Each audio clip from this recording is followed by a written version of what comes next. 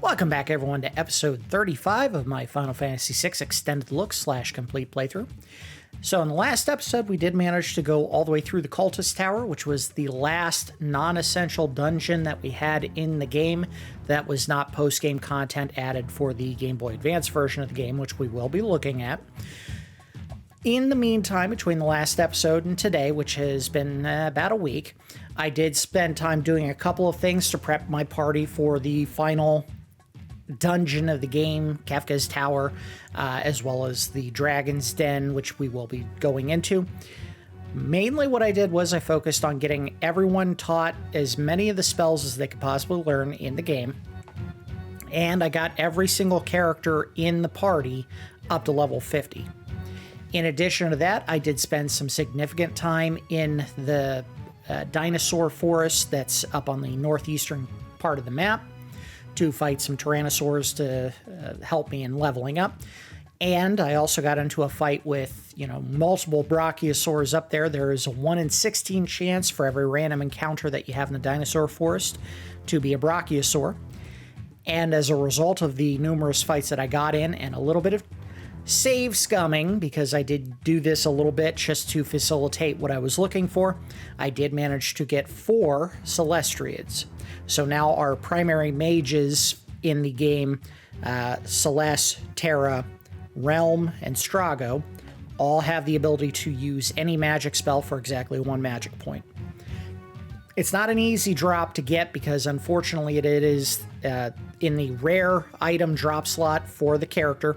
Rare items only have a 1 in 8 chance of dropping at the conclusion of a fight. So on top of the fact that the fight itself is already hard to get to happen because it's a 1 in 16 chance of being the random encounter, you also only have a 1 in 8 chance when you get into that fight to get the Celestriad to drop from the enemy. So ultimately, I just had to cheese the system a little bit to try to get the items that I was looking for to drop. I also did a little bit of farming for some ninja stars for Shadow, although he may not actually use them. The pinwheels are the strongest of the throwing stars that he can use in the game. It's actually as simple as going to the Coliseum and betting Fuma shurikens to get them. He does have enough to use them if he needs them against a fight against any enemies that may be highly evasive. Ninja stars, just like attacks with the Master Scroll or the Sniper Eye, or whatever it's called, Relic, are a guaranteed hit. So that is the option that you can go to if you need to have someone who can hit an enemy without them dodging it. Again, we may not actually need to do that because I am going to build him a very specific way for the final dungeon as well as the Dragon's Den. And I'll go ahead and explain up front. Yes, he has the dragon horn, not the other 2 characters that actually have polearm or spear type weapons, so you'll have to get over it. We can get some dragon horns in the Dragon's Den, enough to give everyone who would be capable and useful as a character that jumps the ability to do so and hit enemies multiple times. So what we are going to do in order to facilitate this is I'm going to go ahead and imp him. In the meantime, we'll go ahead and swap him out with all the imp equipment that we did pick up. In addition to getting the Celestriads, I did farm for multiple ice and flame shields.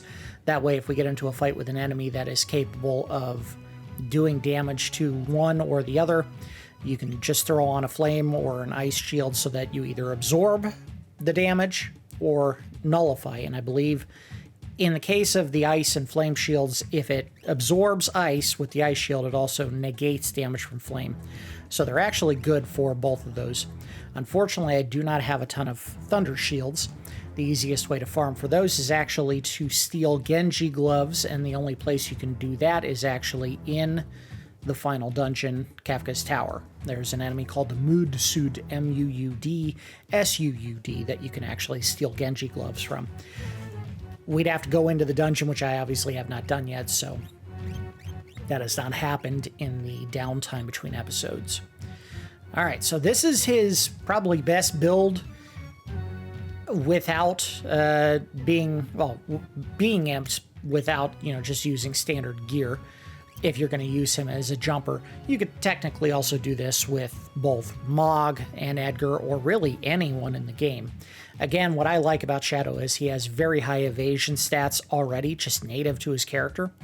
When you combine that with the fact that his status right now makes him extremely defensive, not only in tanking damage, but also magically he is very stout. This is basically an unkillable character. If someone does hit him with, like an instant death spell, yeah, it might kill him.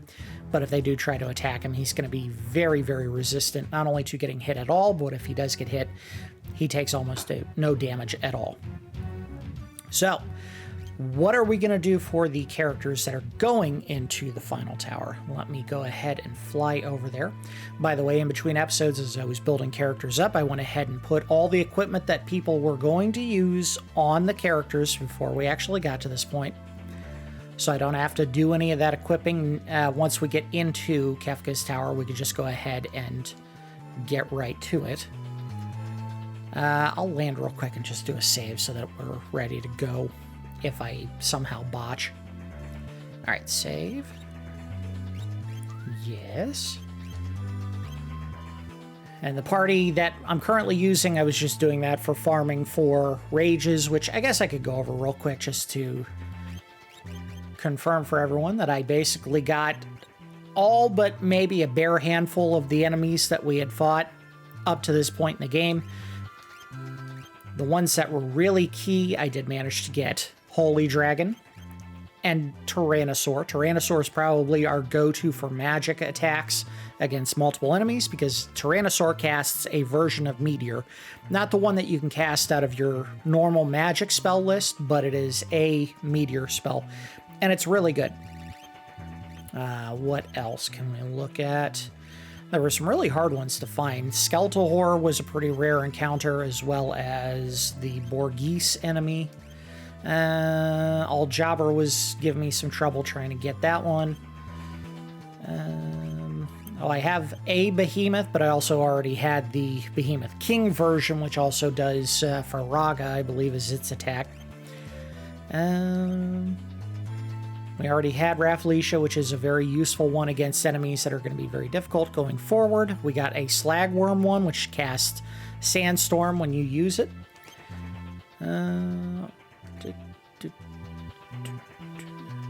Magic Urn, which is kind of interesting because it allows him to cast Cure 3 or Curaga as much as he wants. It does make him much more of a defensive character than offensive. We have Marlborough, so I think he does Bad Breath if you use that.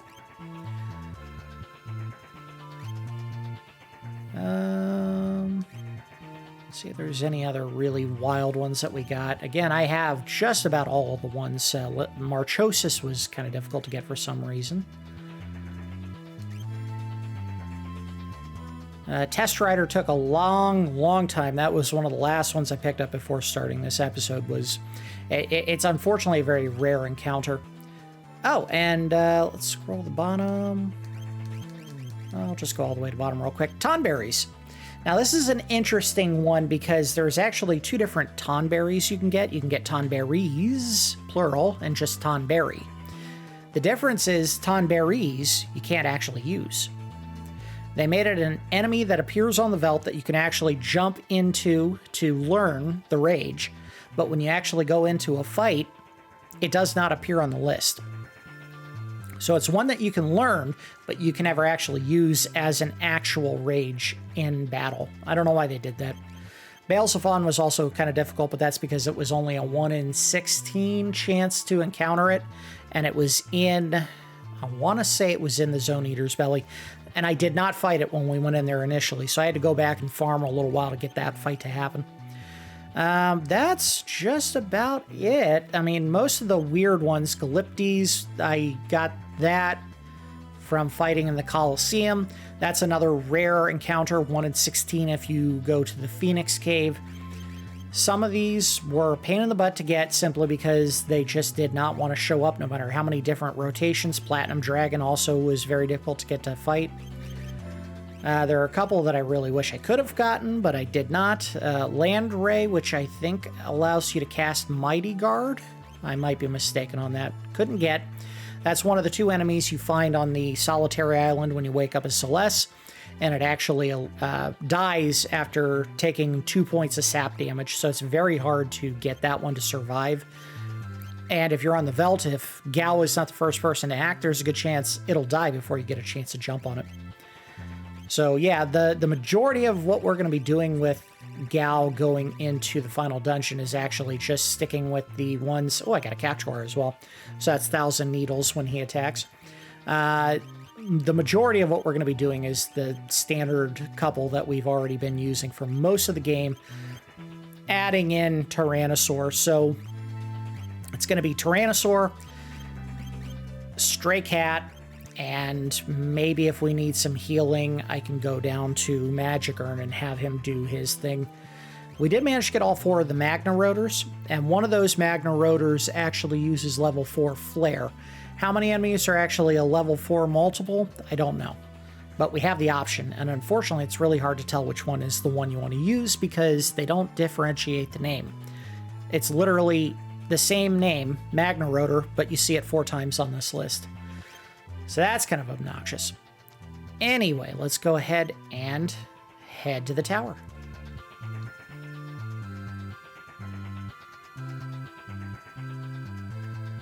I think we can just hover over the top and then land, and that'll take us in. There we go. I don't know why he needed to go so high to get in there. All right, we're going in. So what is our build going to look like? Oh, okay, so they have a little scripted thing here. It's time we took the battle to Kefka's doorstep. What's wrong? Oh?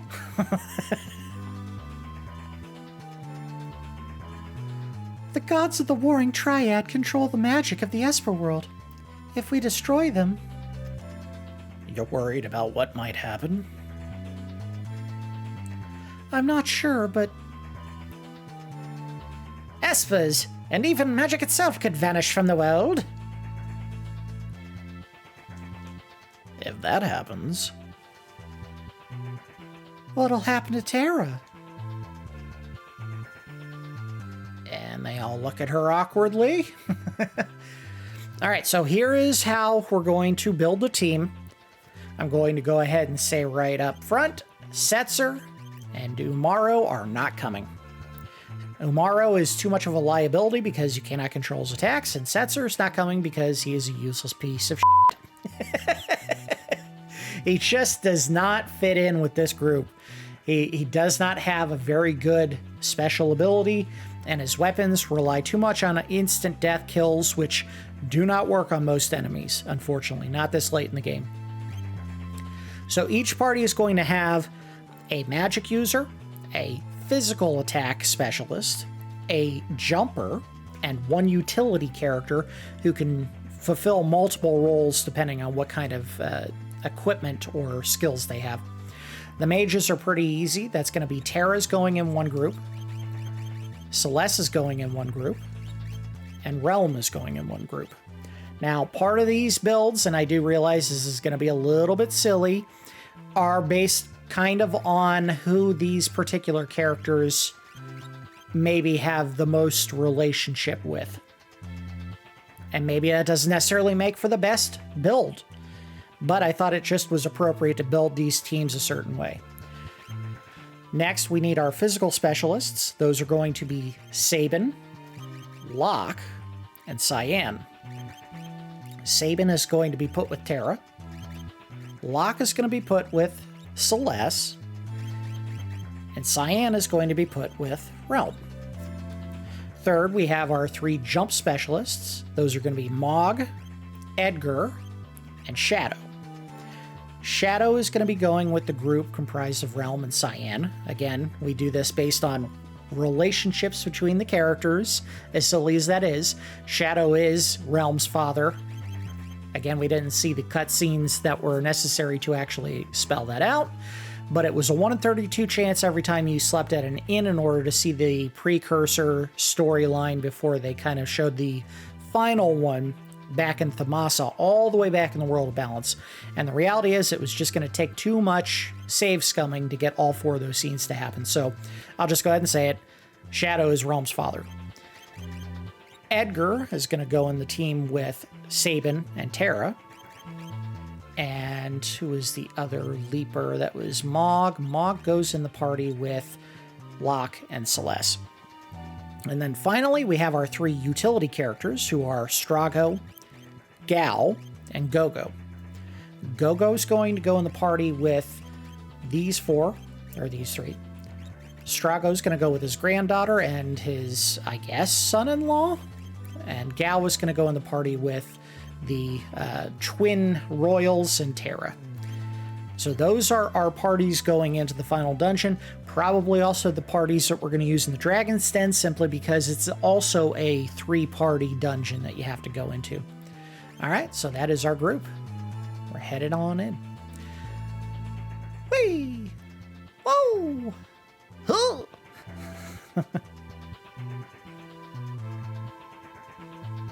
Owie.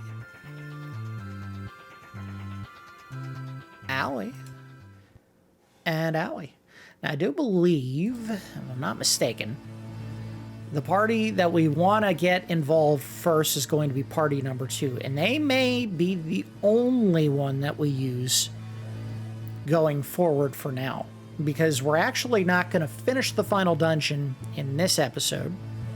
We're only going far enough to get into the fights with the 2 remaining dragons. We want to kill them, get out so that we can go all the way back to the main map, and I think we might be able to just cast like a teleport stone to do so. If not, we can try to just walk back.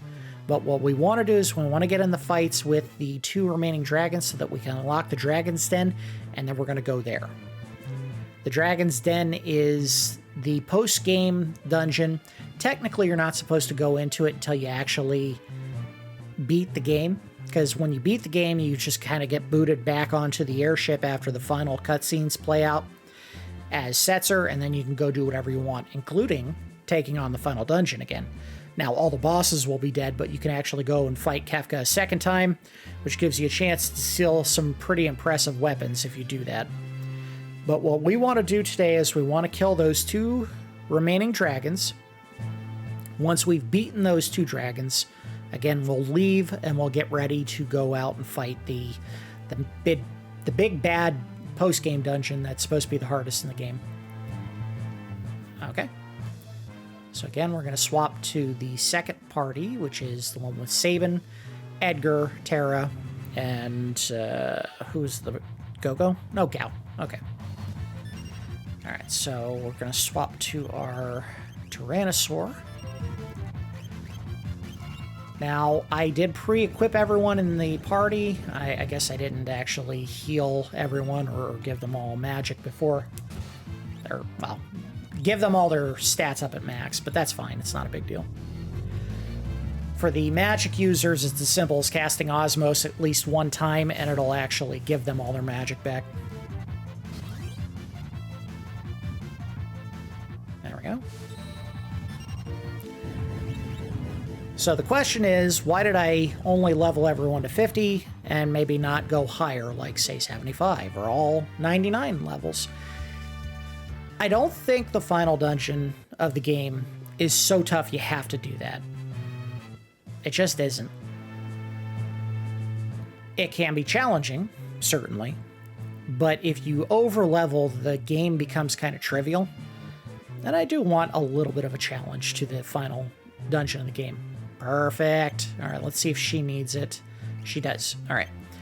The Genji armor is technically higher defensive piece of equipment. However, there is one benefit to the Minerva Bustier that you do not get from wearing Genji armor, and we'll go ahead and show that before I put it on. So let's sort and find the Minerva Bustier. Where is it? There it is. It negates damage from lightning, ice, fire, and wind. So all of your primary elemental attacks won't hurt Terra if she has this. In addition, it halves the damage that you would normally take from sap, poison, And I believe those other two are confuse and blind. So I think it blocks those. And you can see it gives her a boost to her maximum MP. So even though she loses a little bit of her defensive prowess, like physical defense, she's going to be just fine. Plus it boosts her magic a little bit, which is very nice. I did give her the Zantetsuken. I guess technically, since she's going to be our magic user, she doesn't have to have that. She could put on anything. Put on an enhancer, because it'll boost her damage even more as a mage. But we also wanted to make sure that our jumper, who would have also been able to use it, had an actual pike weapon so that he did the extra damage when he lands. And the only other person who could use it might be Cyan. And we might give it to him. I don't know. It's one of those things as you're building out the equipment for every member of the final 12, you're going to, flip-flop and change your mind a little bit on certain things. Maybe certain characters are going to get shafted if you give one character all the best equipment. It's really hard to get it exact. The best thing you can do is figure them all out beforehand, write it down, and do your best to accommodate if certain characters are a little bit weaker than others. And I did that. I actually went through and said, all right, this character has this much defense. Let me take this item from them and give it to this character. And I just kind of did that with all of them.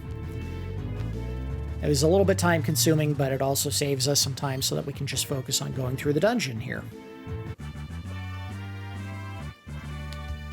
Also, because she is the strongest of the characters magically in the game, I did give Relm the Soul of Thamasa. She will be able to do the double hits when she attacks. Oh, a pinwheel.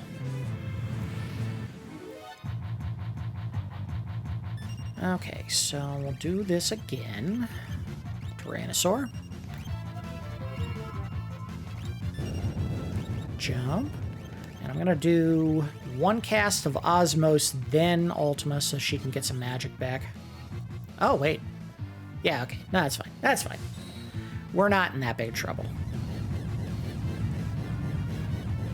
The benefit of having a one jump character in every party is the fact that if you do get hit with a spell that just ravages everybody, there's always someone in the air. So they can come back down, hopefully revive a party member before they have to jump again to get out of danger.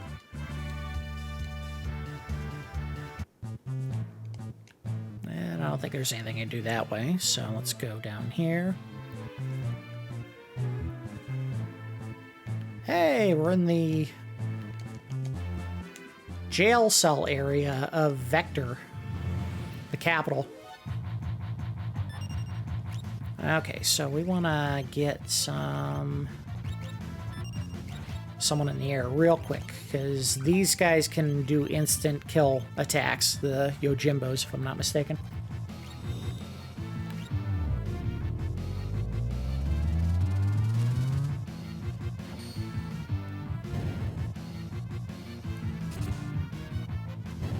Yep, see? Haha, blocked it. Of course, they did it to the magic user, so I have to use an item or magic from one of the other characters in order to get her back. Where are my Phoenix Downs? I did also buy as many items as I could before the final fight, so we do have all the ether that we'll possibly need for the rest of the dungeon.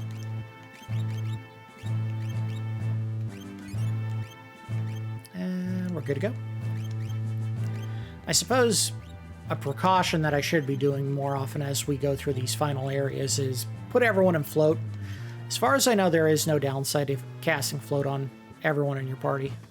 Alright, there's one of the first bosses we have to take on. Just making sure no one left anything valuable in that toilet. Hey boss, I found some chocolate. No, don't eat it!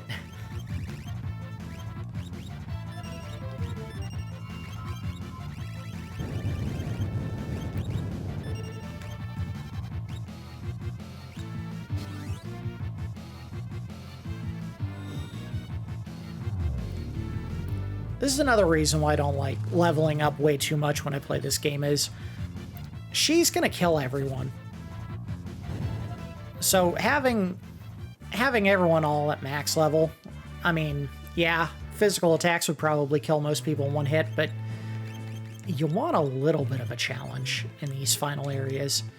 If you take all the challenge away, it kind of ruins the game. I get it. There is also the sense of satisfaction from having completed the long, grueling process of getting everyone up to max level. And the reward for that is just a trivialized final dungeon. But I don't know. I kind of like the struggle. You know what I mean? All right, we're going to save real quick.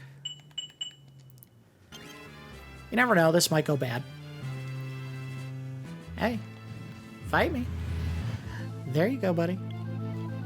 This being the final dungeon, some of these enemies are going to have some very high health. Uh-huh. And you've been hiding in a bathroom.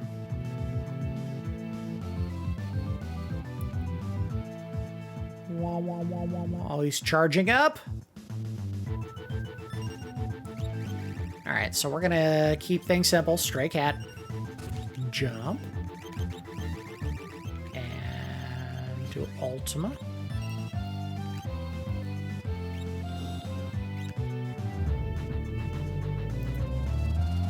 Unfortunately, this enemy is resistant to pretty much all of the magic in the game that is not non-elemental, but Ultima answers pretty well for that. You want to hit someone hard? Use Ultima. We're not going to transfer yet because it turns out I'm doing just fine damage with Ultima. We get into a fight where an enemy is really resistant to magic damage, then maybe we'll do the change.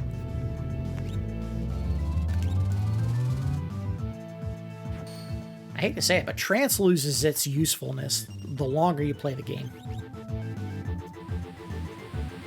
Uh-oh. Hopefully no one dies. Might have to heal. Yeah, we'll do it, but I didn't need to.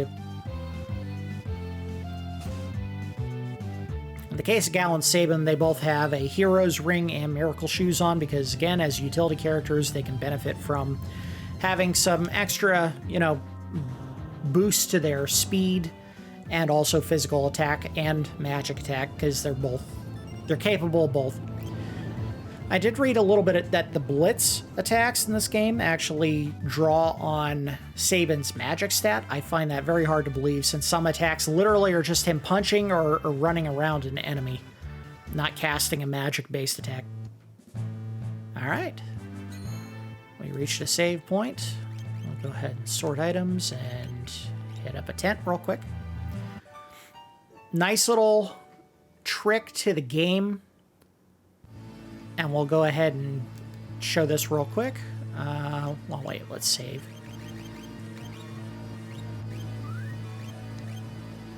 If you are so inclined to actually recover characters that are not at a save point, it's literally as easy as when you switch, don't move, go to the item menu, and you can use a tent. As long as one character is standing on a save point, you can have them recover health wherever they are using a tent. And they can save. It was a little glitch that occurred in the Super Nintendo version of the game for whatever reason. They never fixed it in this version of the game. Anyway, let's go back to our middle group because the middle group has a channel that leads to the gold dragon, who we do need to fight. It's one of the 8 dragons.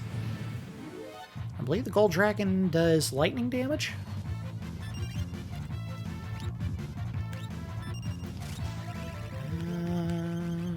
Tyrannosaur. And before anything else, we need to get Edgar off the ground. Uh-oh.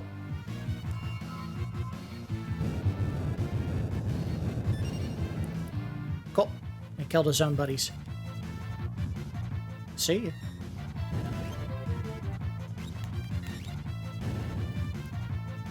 Gal really benefits from having that snow scarf as his body armor. It really does make him a juggernaut defensively.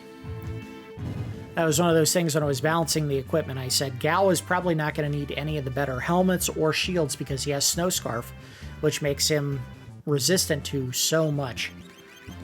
Just to look at his stats here. He has a Snow Scarf on, and that gives him most of his defensive prowess. Now, we did give him a Thunder Shield because with Snow Scarf, you get absorption of ice, negation of fire, and with Thunder Shield, literally your three main forms of damage he can block. In fact, I believe Thunder also blocks against wind, so he can't be damaged by elemental magic either. Him and Terra are basically going to be invulnerable against any of the elemental-based boss fights or regular fights for the rest of this dungeon. And if someone else could use Genji armor, I suppose we could give it to him. I don't know if he can. No, he can't. Yeah. We got the extra Genji armor suit because I decided to farm for enough for everybody in the game, but that also included characters that I knew were going to have other equipment later.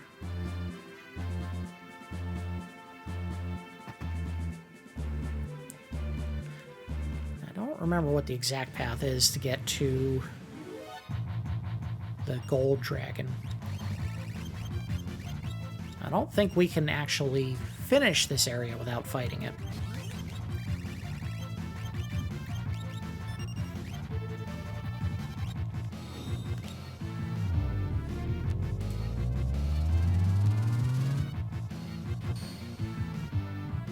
See ya.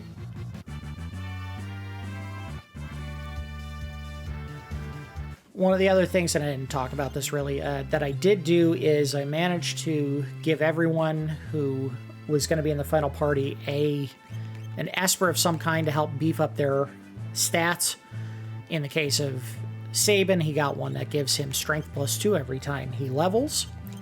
In the case of Terra, she has the one that boosts, I think, magic. Yeah, +1. He got one that boosts strength as well, strength +2. And then for, this is going to sound crazy, Gal, we gave him one that boosts magic. We're not really focused too much on giving them bonus hit points or bonus magic points. In the case of magic points, if you're using someone primarily as a mage, they have a Celestiate, they're not going to need magic. In the case of characters that would benefit from bonus hit points, it turns out if you actually level all your characters to 99, they will get almost all the way to 9,999 by the time they reach max level. So if you're worried about maybe a handful of hit points, you can put on one Esper for one level that gives them plus 50% or 25% of their hit points, and you'll probably get the full amount by the time you finish. But again, at this point in the game, most of the enemies are not hitting us with spells that are going to kill us in one shot because we have 4,000 or 3,800 hit points. So we don't have to worry about that really. It's not going to be a big deal. All right, let's go to the right. I think that just took me in a loop. It did. Whatever. Not a big deal. We're not getting rocked by anybody right now, so we'll deal with that kind of nonsense as it happens.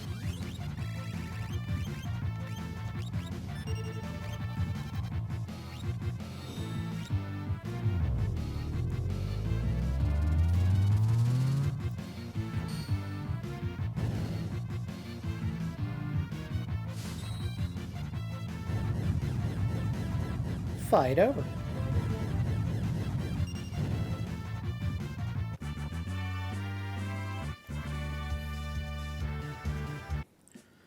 Now, unfortunately, the best lances in the game, which would really benefit the characters that do jumping attacks like Edgar and Mog, are actually in the Dragon's Den. There's not a ton of great ones that you can pick up in this dungeon. I think maybe I can get a Radiant Lance, which would help out, but I'm not even sure that's here. It might be something you have to gamble for. Let's do Stray Cat. And Chainsaw. And we'll just hit him. Whatever. I don't think this is... Ow. He's tougher than I thought he was. Well, he's dead now. So that enemy right there is the one that carries the Genji glove. If I had brought, say, Locke in here, he would have probably benefited by trying to fight that character and get the Genji glove accessory, but I'm not too worried about getting Thunder Shields. It would be nice, but it's not critical for our survival.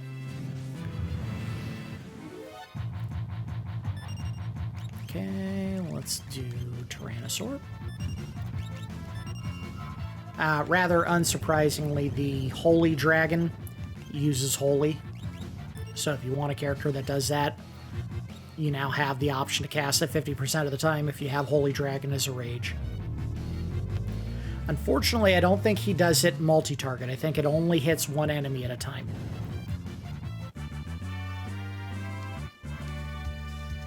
It would really help against... it would really help if we had him against the Skull Dragon, which is one of the 8 legendary dragons that we have to fight.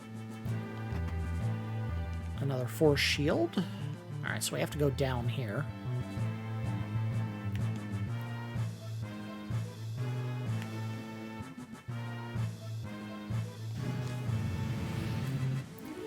Every character in this area has to go through, or every party has to go through a part of their dungeon to open up the path for the final area.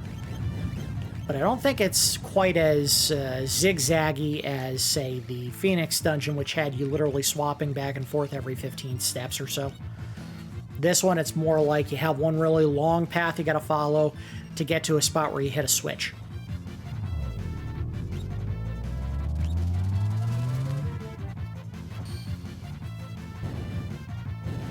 Done.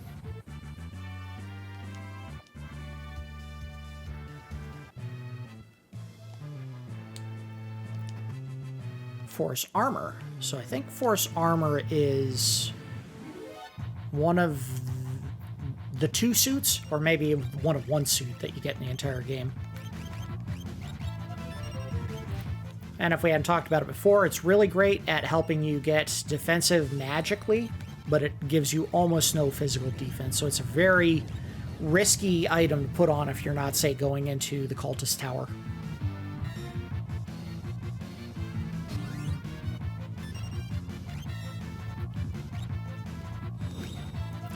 Also, all the enemies that we are fighting in Kefka's Tower here do appear on the Veldt, so after this, when we finish the 2 dragons we need to fight, we can leave. I can go do a little more farming on the Veldt to pick up these extra enemies. Not required.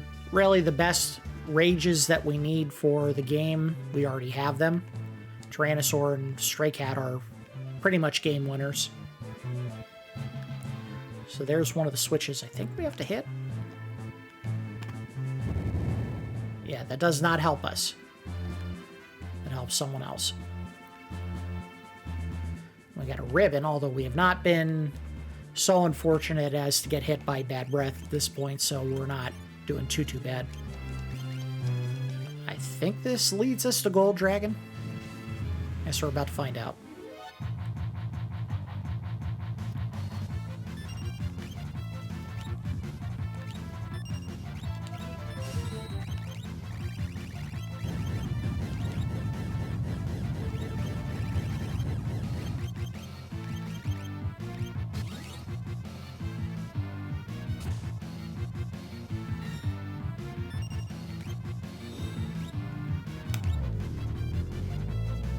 Sure, I've said it before, but it's probably a good thing that I don't have a camera for recording myself during any of these episodes, because I must look like an absolute maniac every time I do a blitz because I lick my thumb before I do it. The old D-pad doesn't quite roll as smoothly as I would like it to.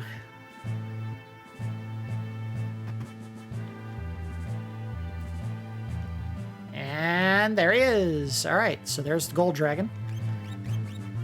Let's go ahead and heal everyone up. If you don't have lightning defense for this fight, you would be pretty well off to put it on right now. I did give Sabin the Paladin shield because he has probably the worst defense of anyone physically at this point in the game that's not a mage. So he really did need that. I don't know if I have an extra Thunder Shields. Oh, I do. Okay, so who needs it more? She shouldn't need that, but he might. We'll go ahead and give him a Thunder Shield. So that should protect him against lightning and wind, because I believe Gold Dragon uses both. Oh, sorry. Quick save. And Gal should be fine as well. So really, the only one who might be at risk is Sabin. But I don't even think that's the case.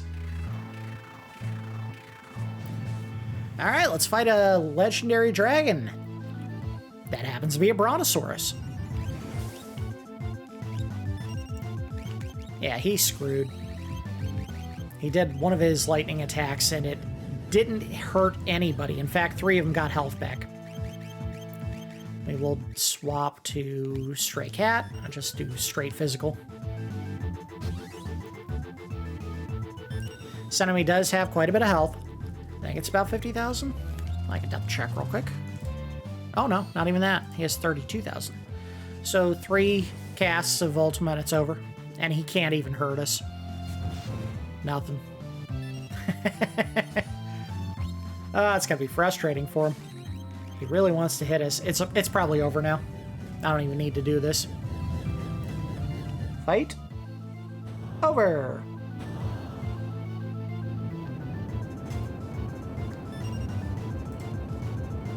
He does not have anything to steal. However, I believe he'll drop a crystal orb.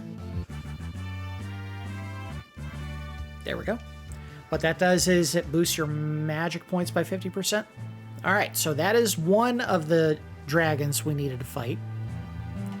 For the other one, let me see if I can figure out who needs to be in the lead. That needs to be our third party. Alright, so did we get a save point for that? No, we didn't. That's a bummer. We did get a couple of enemies that would be nice to add to the list of rages.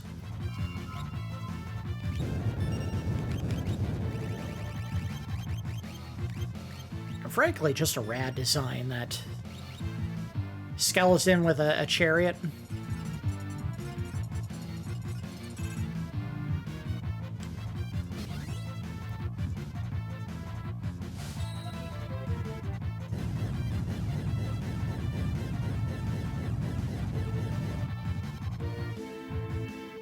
Tough guys. And now dead. This is a good area to go to when you want to fill out your lore list for Strago, because quite a few enemies actually do have some of the rarer lore spells to learn. I need you to heal everybody.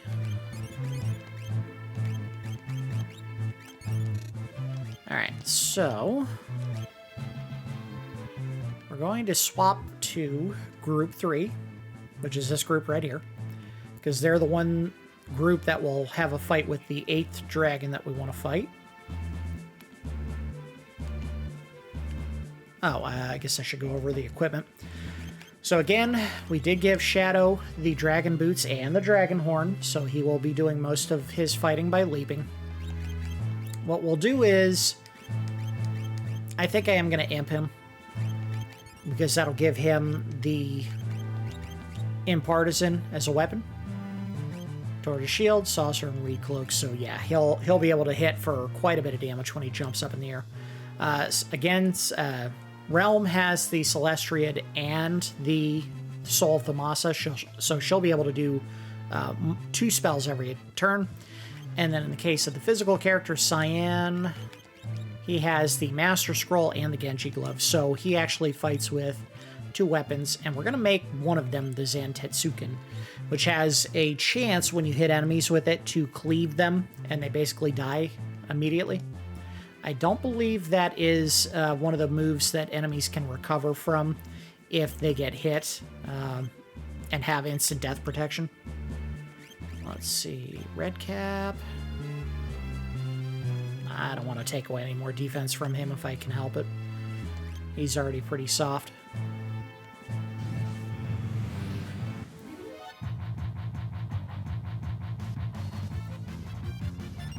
Okay, do your thing. Jump. I also gave a Celestian to Strago, so he's also going to be able to cast Ultima with every turn. This is going to be a very easy group to win fights with because they have two heavy-hitting magic users.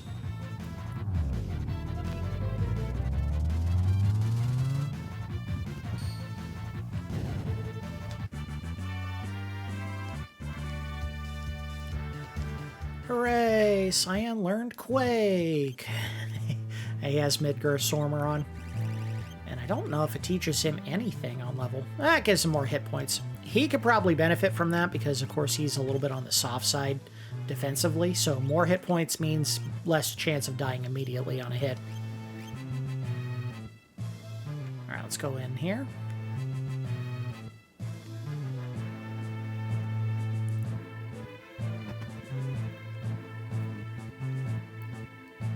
This almost seems like I should turn around and go back and make sure I didn't miss anything, but we'll... Nutkin suits. We already have 2 behemoth suits for Strago and Relm, and because I ended up fighting a ton of those behemoth kings that appear out on the veldt, we have something like 20 or 22 of them. You get 2 every time you fight them.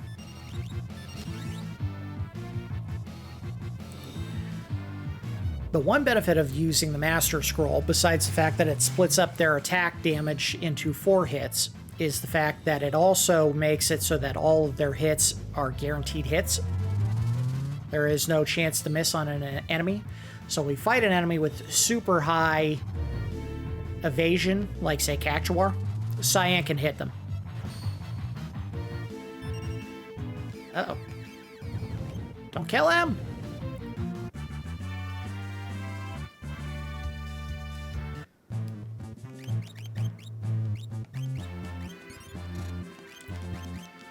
Alright. So Shadow's almost not even needed at this point. Gauntlet. Just gonna head on out. Alright, so this was a dead end, and it was a good thing we went in there first.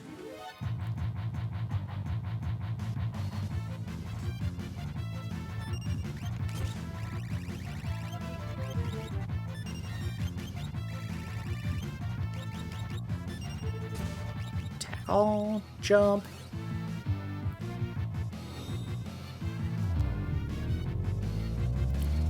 We're willing to take the risk. I suppose I could also put a Mirage Vest on, say, Cyan, to make it less likely that he'll get hit at all if anyone tries to attack him.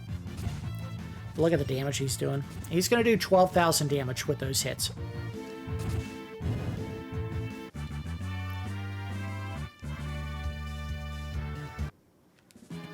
You actually build up these characters and really beef up their strength stat, and you give them a Master Scroll, and again, G-Glove, you're talking maybe 80,000 with one turn, because they're doing 9,999 per hit, if they actually get the right build. That can be very damaging. But also not a guarantee.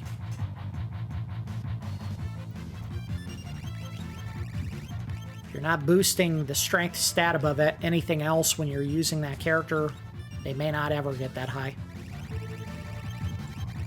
Let's say it was only half that. That's still 40,000 per hit.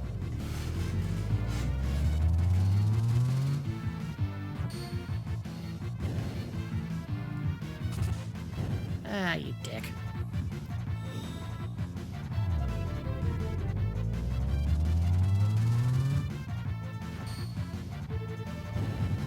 Bye.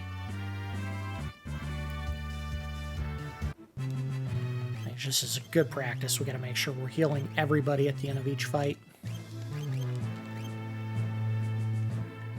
You never know when you're going to get into a fight with somebody who can one-hit you if you have low health. Alright, let's see what's up here. A fight!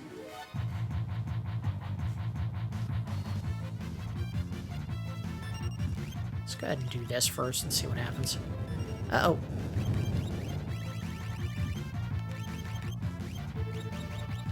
Not too bad.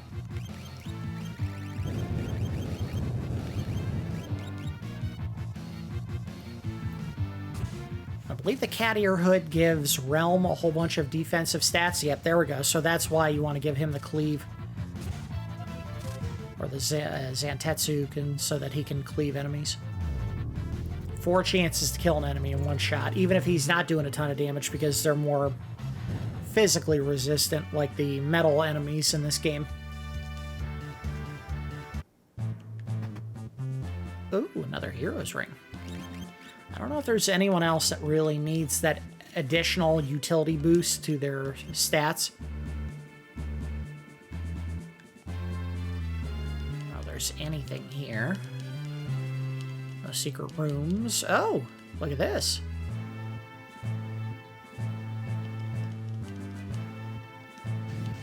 I have no idea where I am. Alright, go ahead and hit him with Ultima.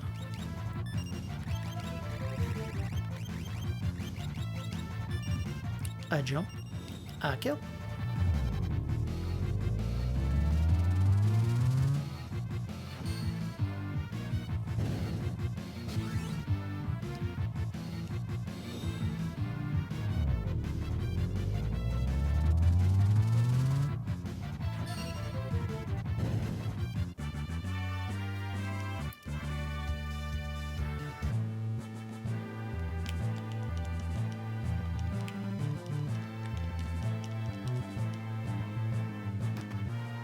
Oh, look at that. See if anyone needs a better shield in this party. Huh. I don't even know if I want to do this, because I think it just has a better... Ooh. Let me see what her cat ear hood does.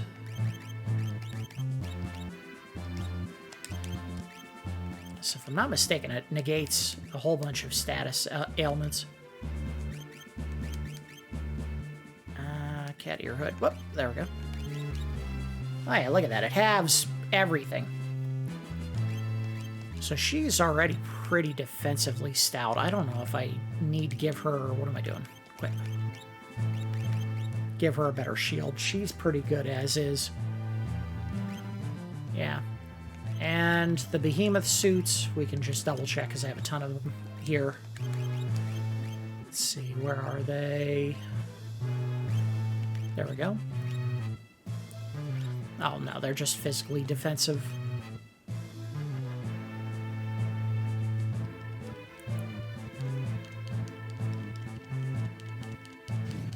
Okay. A whole lot of nothing here.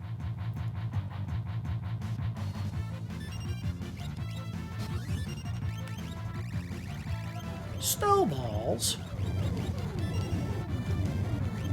Oh, that figures. I can never get it to work, but when they throw snowballs, they hit for a ton of damage.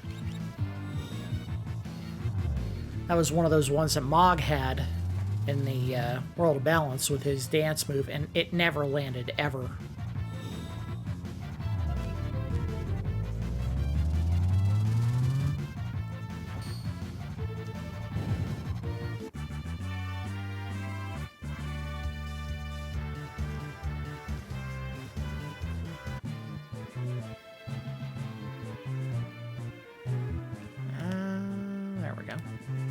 Just to heal up real quick.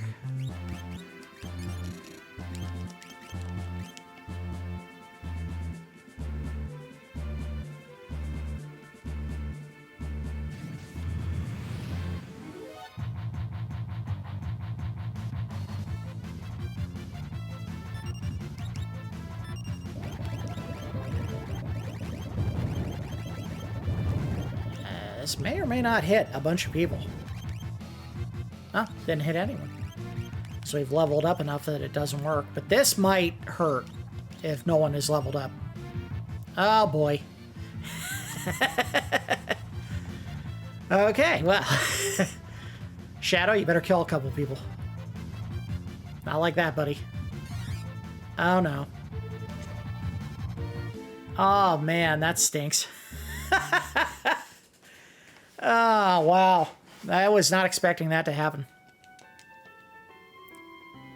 Alright, well, we just lost a whole bunch of progress. Whole bunch of progress. But here's the good news. That's why you save. So we have to fight this guy again. Damn it. Unbelievable.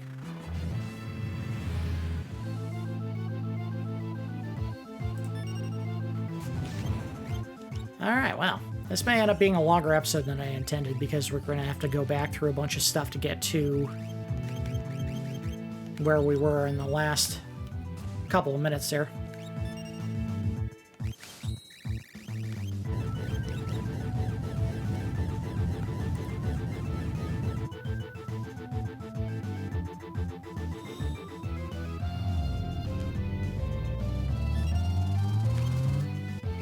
I may have to lose the Soul of Thamasa on Relm just to protect against instant death like that one spell, the level 5 death. Because I believe it works. Alright, fight over.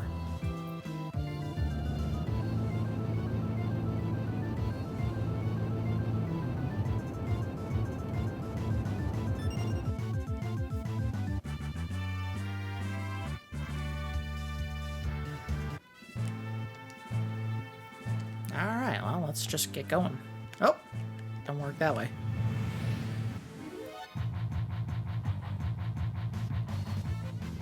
Oh, crap.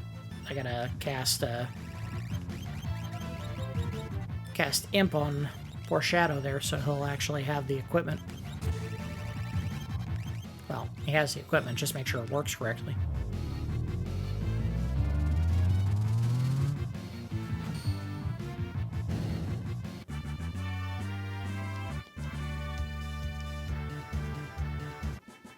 Alright, so we'll go ahead and cast Imp on him. There we go. And then equip Relm with the Memento Ring. Wherever that is. There it is. And equip Strago with Soul of Thamasa. And I'm going to leave Shadow without one. He's the other character that can put that on. I guess we could also give any other character a safety bit that would keep them from dying. How many people are 50? All of them are at 50. Man, we really got to level up soon. Alright, so the big mistake of leveling everyone up to an exact same level. You get into a fight where someone does level 5 death and then they all get killed.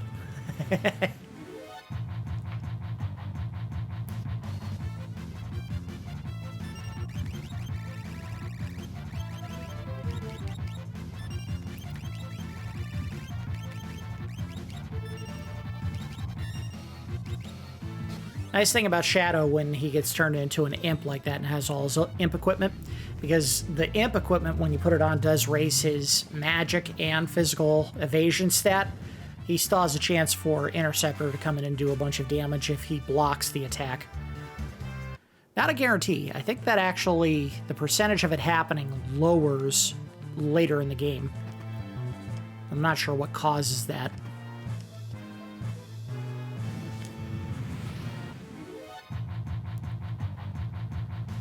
Fight with this jerk again. Oh no.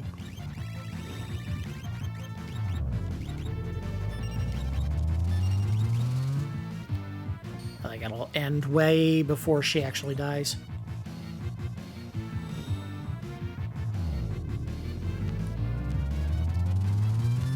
I like the design on this character.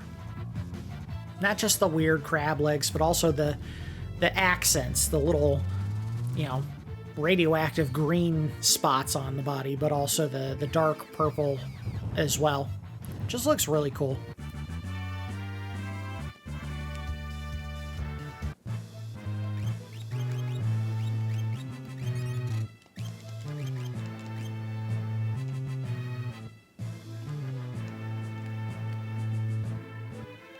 Alright, we're gonna start doing this a little bit more just in case.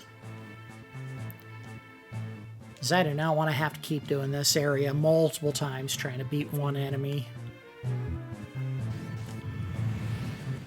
Alright, we're already at the 1 hour mark, so this might be a little bit of a long episode. Once we start getting into these final dungeons, that's just going to end up being the case.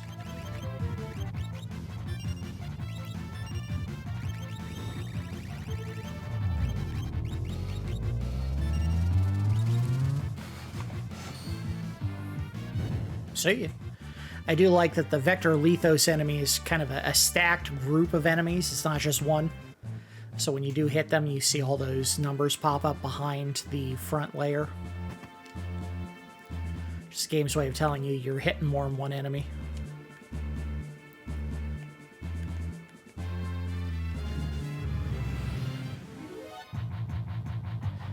Alright, this time don't screw around, guys. Kill them so they don't kill you. You have the advantage. Press it.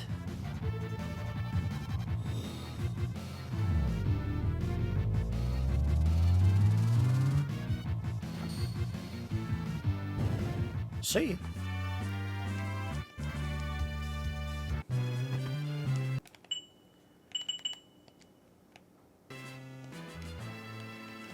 Alright. Let's go get that shield back. I think that was all that was down here, is the shield.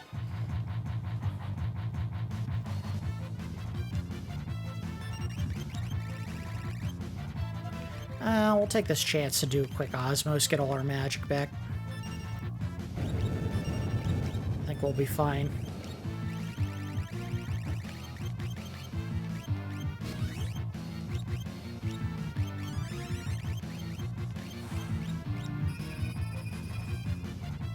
Yeah. I think that's all she needed anyway.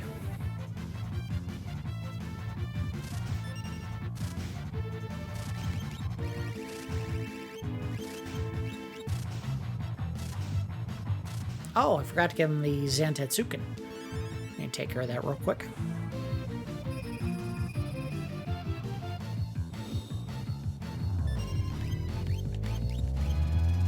Let's see if we can find it on the list. There it is. Yep.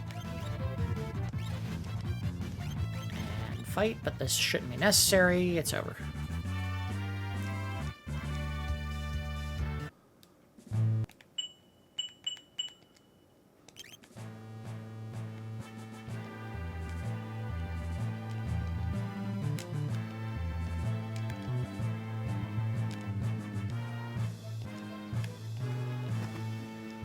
Alright, so equip. Need to change anything? No, because he had the item that he needed, right? Yeah, it's permanent. You don't have to redo it after you leave the fight. Okay. Took a couple minutes, but we're back where we were before. Now watch them do this damn spell again and kill everyone. I knew it was coming! And it did miss Relm, so that's good.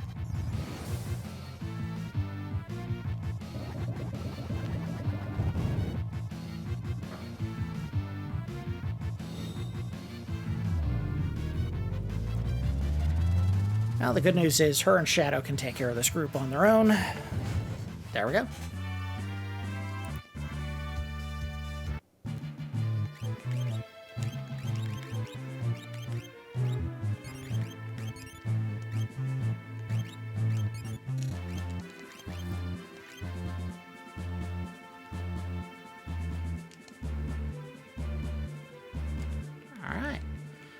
Very little guesswork required there. I got it perfect.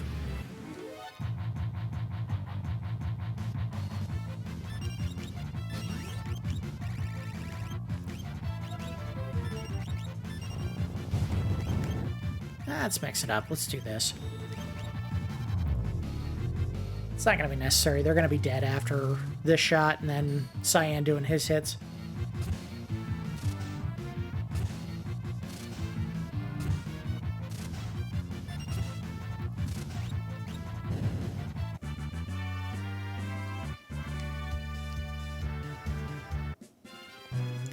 head up north.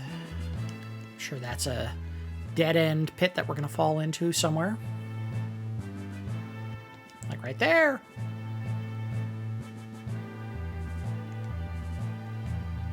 I'm guessing if you go in there, there's something in that pipe we can pick up. Don't you dare do it again, ass. Damn it! And he got it off before it could hit.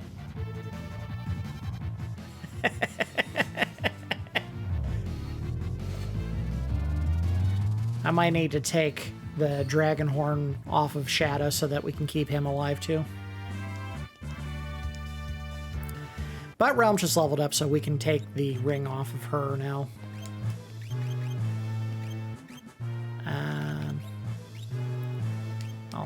Oh, yeah, we gotta wake everyone up first.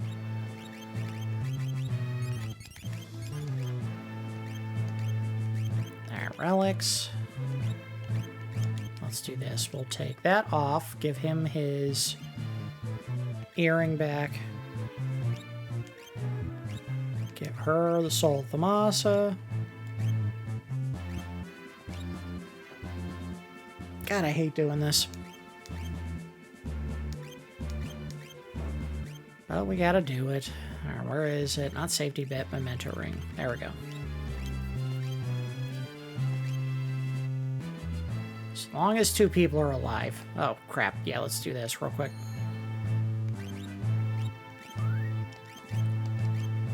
I want to push until we get to the second dragon, so if it takes another 10-15 minutes, we might have to. Don't fall all the way! You fell all the way.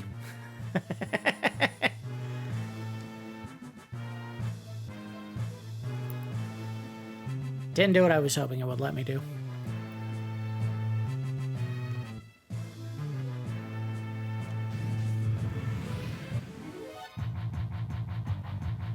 Every damn time, man. And they did it again. Well, at least 2 people will survive. Poor Cyan and Strago are just not gonna get any levels as long as they fight a death machine.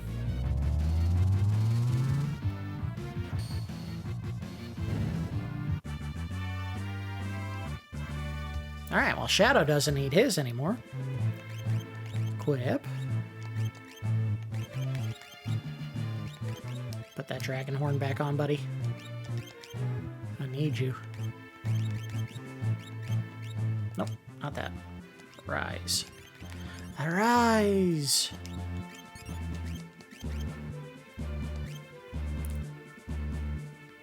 Alright, nothing there. Oh, we got a boss fight.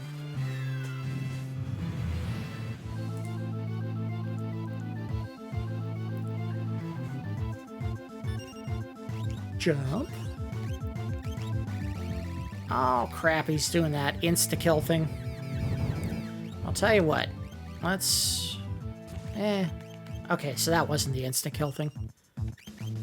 He could have done it. He did not.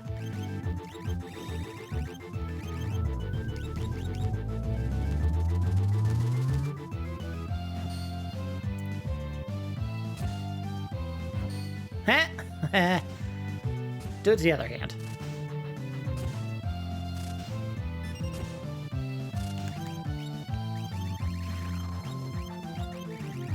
Let's have some fun with this. Let's do Grand Delta.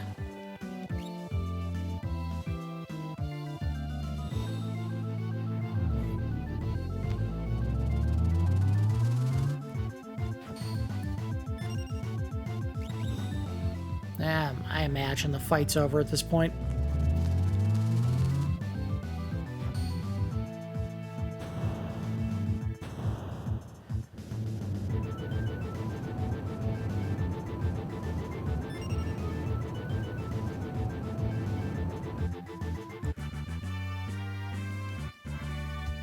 Oh, it's so hard. I was yawning from the strain. Ooh. Unless they use really cheap tactics, some of these fights are just going to be pushovers.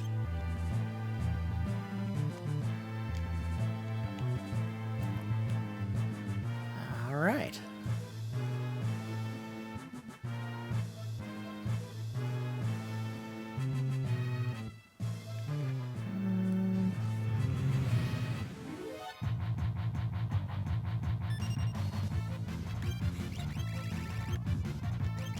Grand Delta him.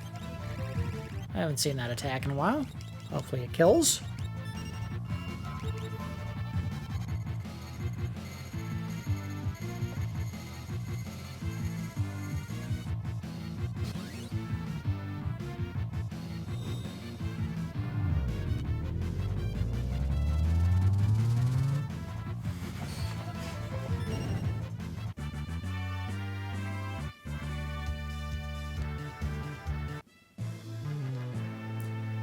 There's anything in these little side areas? Probably not.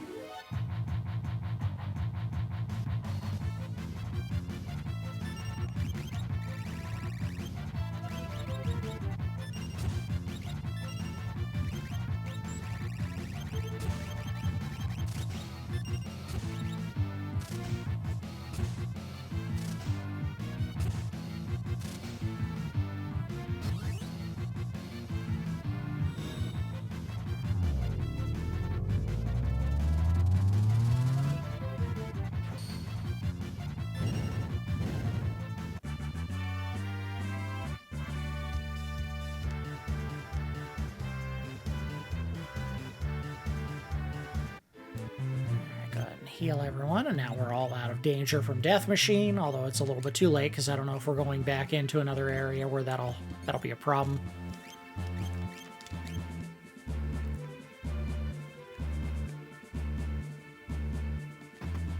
A Mega Elixir.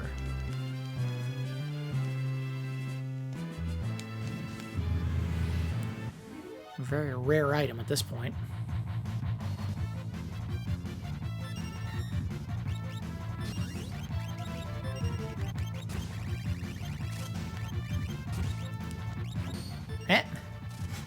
Well, that's Antatsuken. Too bad you only get the one.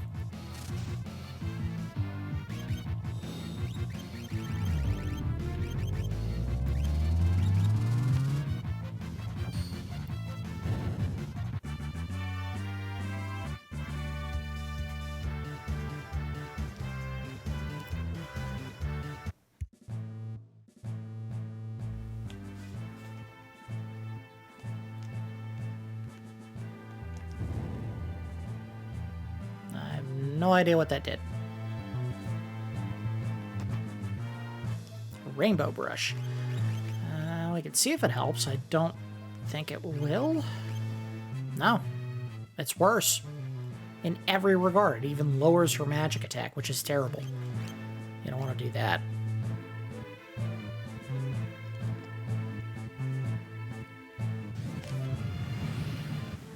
Alright, I think we're getting close.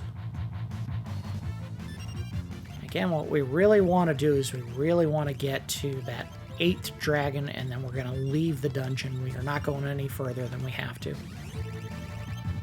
Even if there's equipment that these characters could benefit from finding. That's fine. We're still not getting it.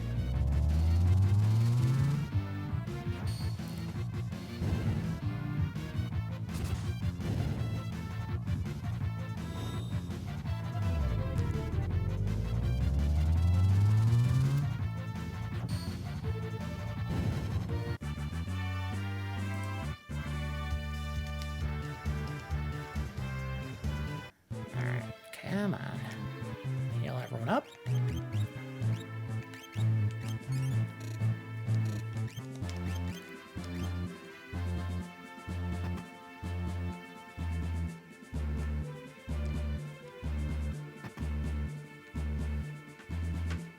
Here we go. Alright, there is dragon number 8. We're going to go ahead and save real quick. Just in case.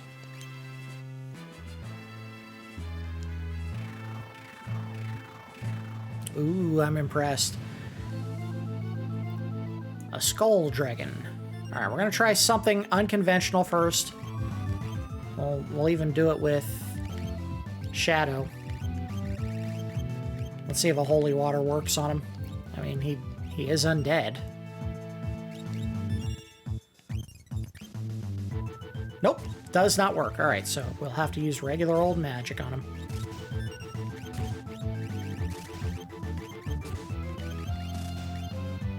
In fact, we might even be able to get away with just using Holy since it is a skull dragon. Uh-oh. He doomed him.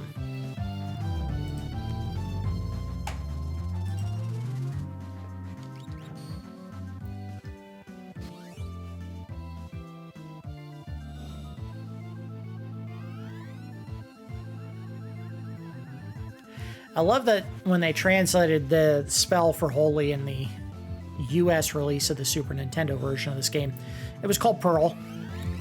You know, because 3 little white orbs come down from the heavens, so it must be a Pearl attack.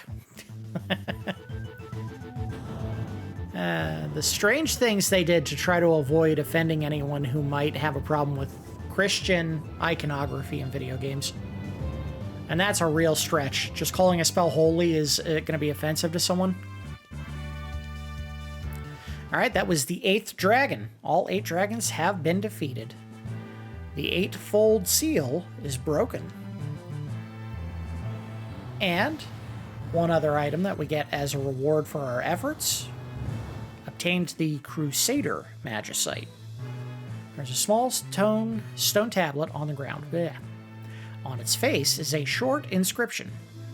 The seal is broken, and I am free. You who defeated the legendary 8, I shall await you at the Dragon's Horn. Alright, so we're going to go ahead and give Relm, the Crusader. This one gives her Meltdown and Meteor, which she did not learn yet. Meteor she learns super fast. Now, she will lose any gains from status boosts whenever she levels up until she finishes this one, but that's not a big deal. Alright, go ahead and heal everyone up, but we are basically done at this point. We will try an item. If this doesn't work, and I think it does. Yep, alright, cool. Hey, it's the guy who didn't come along. He had to stay in the airship and watch it while everyone else did all the work. And we'll just throw together a filler party for the time being. These are the characters I like using the most, so I'm going to put together the team. Alright, so we did what we needed to do in order to get to the Dragon's Den. Now, what they told you as a hint was that it was at the nose or mouth of the dragon, which you should be able to find, I'm guessing, up here somewhere.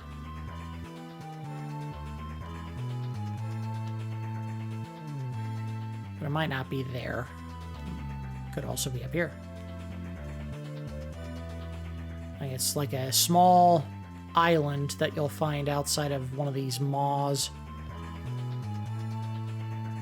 And of course, you can also look at the stone tablet. I think it gives you a hint. I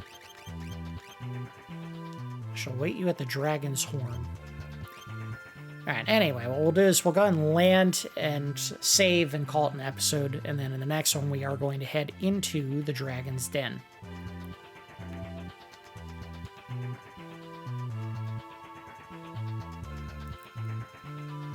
Alright, so we did have a little bit of a setback because, unfortunately, the one group that had everyone at level 50 got hit by a death machine, and he wiped out everybody that was still there. And we had to repeat some progress to get through to where we needed to be. But we did manage to fight the 2 remaining dragons of the 8 that we had to kill in order to access the Dragon's Den. In the next episode, and it might end up being a longer episode or it might end up being multiple episodes, we're going to start our journey into the Dragon's Den. It is technically a post-game dungeon, which I think you can still access before you finish the game. So if we can go in, it might be a very difficult one. I might have some save issues or have to do some save scumming to make sure that we're not constantly dying and having to repeat progress. I guess we'll find out when we go in there. I played it exactly one time ever. So my memory of how the dungeon is laid out, what we have to avoid or prepare ourselves defense-wise, it's just not fresh in my memory.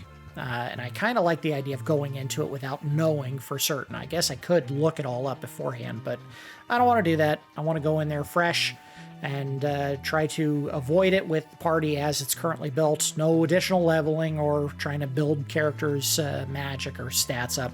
We're just going to do it and see what happens. Anyway, that's going to do it for episode 35 of my Final Fantasy VI Extended Look / Complete Playthrough.